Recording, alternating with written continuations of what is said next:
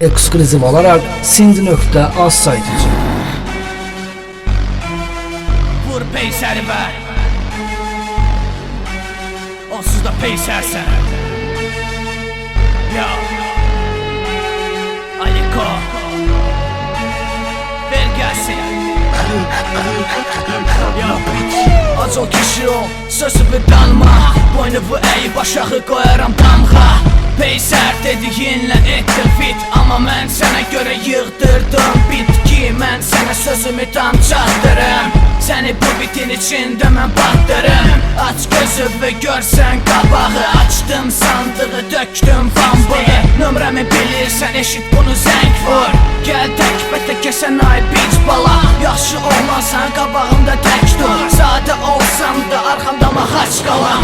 Dörd hərifdən bir dara zadın, İki hərifdən ibarət ləqəbin. İstədin qalsın sənin adın, sanın açar ikinci deşik, səndə ləqəbim.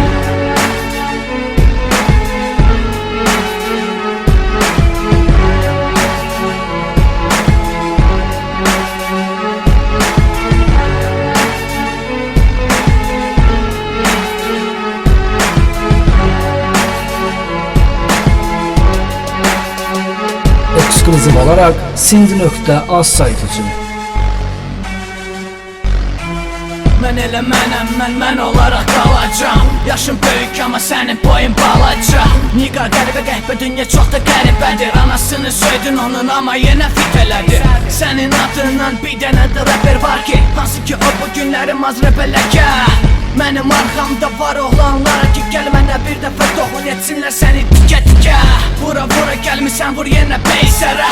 Bit üçün yalvarırdın, keçdin sən dislərə. Dis atdıysan mənə, qalxdı sənin reytingin. Fanatlarım boğa səni, sikər sənin reytingin. Sikər sənin reytingin. Yo, qulaq as buna, sonra vur təzdən peysərə. Yo, qardaş vada respekt.